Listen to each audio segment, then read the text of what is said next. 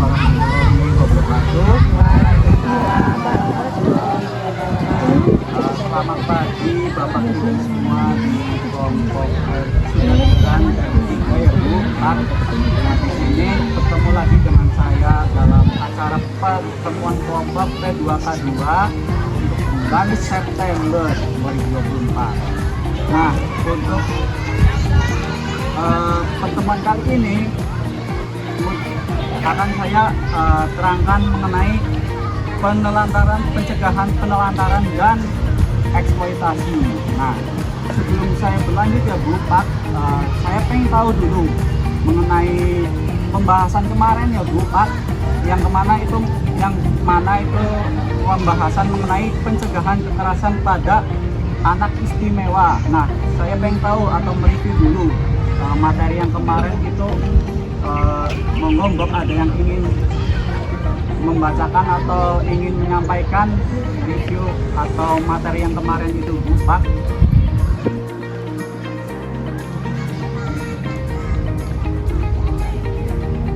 Monggo dari anak istimewa adalah anak yang membutuhkan perhatian. Oh ya, terus ya coba Bob ada yang ingin menyampaikan lagi Bu di antara jenengan? Yang kedua, mereka memiliki potensi yang dapat dikembangkan. Ya betul. Terus untuk yang lain Bob ada lagi masih? Mengembangkan potensi yang ada pada anak istimewa membutuhkan motivasi, dukungan, kasih sayang dan perhatian. Ya betul. Ataupun juga satu lagi ya Bu, kayaknya masih ada yang belum disebut. Monggo. Anak istimewa rentan atau mudah mendapatkan kekerasan sehingga perlu dicegah dari kekerasan. Oh ya betul. Nah ya itu untuk mengenai pencegahan kekerasan pada anak istimewa yang kemarin kita sempat diskusi ya Bu, mau membahas mengenai kekerasan pada anak istimewa. Untuk anak istimewa sendiri saya ulang untuk pengertiannya. Anak istimewa adalah anak-anak yang memerlukan perhatian khusus karena hambatan fisik atau mental, sehingga tidak mampu mengembangkan kemampuan baru dari potensi yang ada pada dirinya. Baik potensinya yang dimaksud itu seperti seharusnya anak tersebut mampu untuk berinteraksi lebih karena memang sudah sewajarnya seusianya, namun karena anak tersebut dianggap anak istimewa, jadi anak tersebut untuk usia sekarangnya sudah seperti anak sewajarnya. Untuk reviewnya mungkin seperti itu dulu ya Pak Bu. Selanjutnya saya akan melanjutkan materinya mengenai pencegahan penelantaran dan eksploitasi. Nah, untuk pencegahan dan penelantaran eksploitasi, saya juga pengen tahu dulu ke panjenengan apakah ada hubungannya antara penelantaran dan eksploitasi dengan kekerasan pada anak yang tadi Bu. Monggo ingin disampaikan atau ingin ada yang disampaikan sesuai undang-undang yang ada pada modulnya. Saya pengen tahu dulu dari tanggapan jenengan mengenai penelantaran terhadap anak itu seperti apa ya Pak? Monggo. Ya ini.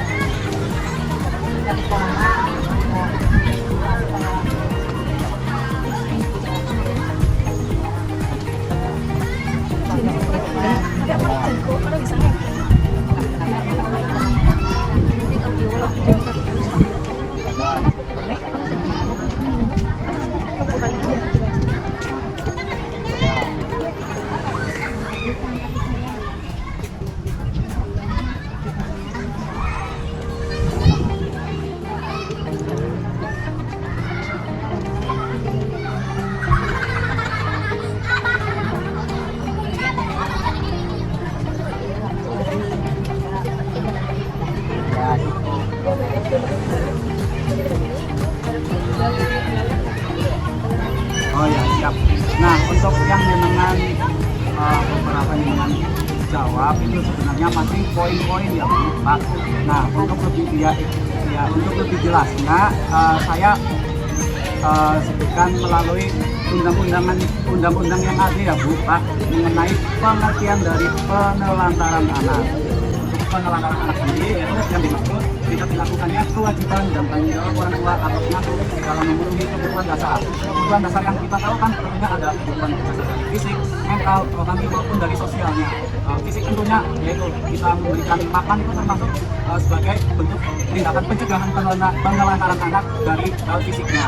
Nah, untuk psikisnya yang dimaksud yaitu mentalnya, yaitu dengan memotivasi atau istilahnya memberikan kebahagiaan pada anak melalui mentalnya. Itu tentu merupakan tindakan untuk pencegahan dari penelantaran anak. Adapun juga dari rohaninya yang dengan memerintahkan anak untuk beribadah sesuai agamanya, baik itu ke masjid, ke gereja ataupun ke masjid lain.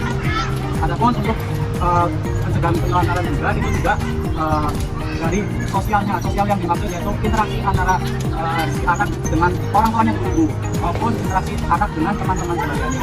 Merupakan bentuk pencegahan dari penelantaran. Berikutnya saya akan melanjutkan membahas kasus Pak Bu. Nanti saya minta salah satu orang di sini untuk membacakan yang ada pada modul ya Pak Bu di halaman 33 sampai 34 yang sudah di print. Itu minta tolong satu orang, saya langsung tutup saja ya Pak Bu.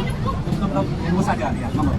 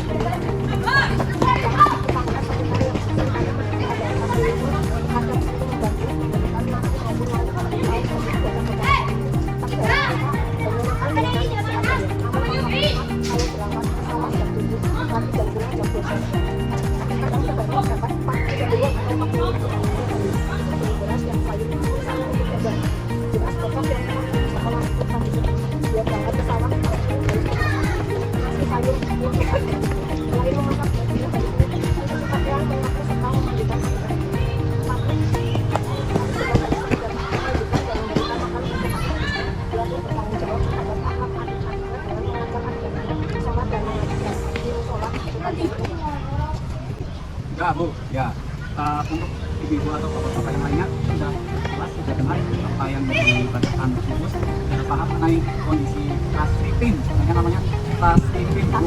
Mengenai kondisi tas Ipin ini saya bagi 3 pertanyaan yang mana dengan tentunya juga terus untuk menjawab seperti apa kondisi dari tas Ipin. Nah, untuk yang pertama pertanyaannya, apa saja pekerjaan atau hal-hal yang dilakukan dari Tas Ipin maupun tanggung jawab yang dilakukan Tas Ipin untuk menghidupi adik-adiknya? Monggo dari Ipin menjawab. Untuk pekerjaan dulu ya. Pekerjaannya ngapain aja Bu tadi? Ya.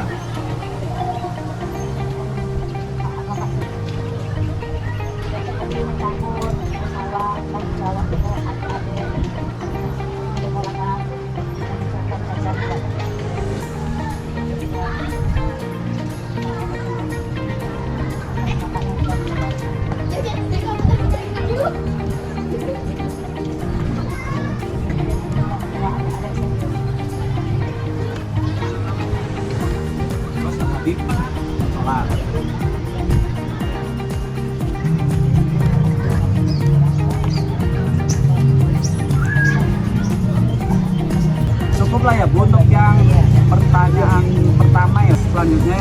kedua, apakah yang dilakukan tersebut layak dilakukan oleh Tasipin sesuai usianya Bu Pak? Tidak. Tidak. Kenapa dianggap tidak layak Bu? Tidak layak. Atau misalnya ya Pak Julia.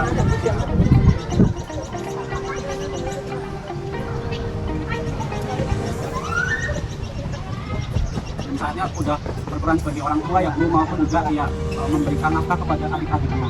Satu lagi pertanyaan yang mana apakah yang seharusnya dilakukan oleh ayahnya ataupun kerabat dekat di sekitar rumahnya terhadap kondisi Tasipin ini Pak Bu?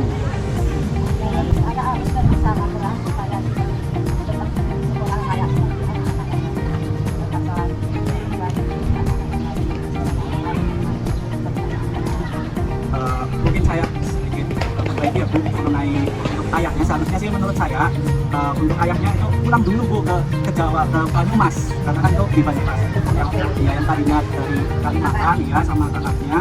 Sebaiknya sih melihat kondisi sekarang juga memang sudah sampai banyak orang tahu ya Bu karena diberitakan, sehingga dari ayahnya itu pulang dari Kalimantan ke Banyumas ya untuk seenggaknya menemani dulu dari Tasipin maupun adik-adiknya agar tidak lagi terlantar seperti berita yang sudah tersebar di mana-mana ya Pak Bu. Itu yang pertama. Yang kedua, sebenarnya berkoordinasi dengan saudara-saudara di sekitar kalau memang ada ataupun kerabat walaupun saudara, berkoordinasi sebenarnya jangan sampai si adiknya baik Tasipin maupun adiknya itu ya berhenti sekolah, bisa tahu bekerja, ya memang juga harus menemani setiap harinya si adik-adik Tasipin itu dan si ayahnya harus berkoordinasi pada kerabat ataupun saudara yang ada di sekitar. Itu yang kedua. Seperti itu yang bisa saya sampaikan atau membantu jawab pertanyaan yang saya lontarkan sendiri untuk nomor 3 ini Pak. Nah ini yang sudah dengan jawab, saya sedikit simpulkan ya Pak Bu mengenai kasus ini, di mana penelantaran itu memang ada pada sekitar kita ya Pak Bu. Nah contohnya saja itu sudah ada beritanya Mas waktu itu di tahun berapa ya Bu Pak?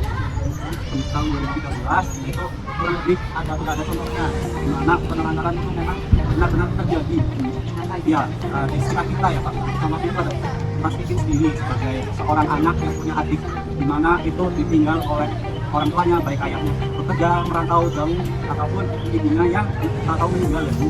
Itu di mana harus Tasipin itu bekerja yang semestinya tidak seharusnya Tasipin bekerja di saat sesuai usianya, malah sudah bekerja maupun juga berperan sebagai orang tua. Itu Tasipin sudah melakukannya pada berita ini. Nah dari penelantaran ini harus ada orang yang tangkap. Pada kasus ini kan orang tuanya masih ada saksi ya Bu. Sehingga sebagai ayah kalau tahu kondisinya ditinggal ibunya, si Tasipin maupun adiknya, sehingga berpikir untuk kira-kira mana jalan yang terbaik ayahnya tidak meninggalkan kewajibannya sana di Kalimantan ataupun si ayahnya tidak meninggalkan kewajibannya sebagai orang tua, sehingga tidak terjadinya penelantaran anak. Nah itu kesimpulan yang pertama. Kemudian yang kedua, kalaupun kayak tadi ya Bu bisa pakai perjawaban nomor 3, yang mana si ayahnya kalaupun masih di Kalimantan, tentunya berkoordinasi dengan saudara ataupun kerabat di sekitar agar nantinya si Tasipin maupun adik-adiknya tidak terjadi penelantaran anak seperti ini ya Bu, yang sudah ada kita dan kemudian koordinasi tersebut kan sudah gampang ya Pak, baik dilakukan sekarang kan cuma semua harus punya ya namanya HP yang ada WhatsApp-nya ya Pak, bisa lewat itu kesimpulan kedua. Nah jadi untuk sesi ini baik pengertian maupun kasus yang ada itu sudah dijelaskan baik saya dengan pandangan di sini. Berikutnya sesinya akan saya lanjutkan pada bulan depan saja di bulan Oktober. Jadi untuk sesinya saya cukupkan cukup sampai sini dari pengertian maupun kasus saja dulu. Demikian yang bisa saya sampaikan, kurang lebihnya saya mohon maaf. Terima kasih atas perhatian maupun kehadiran dari panjenengan ya Bu Pak. Wassalamualaikum warahmatullahi wabarakatuh.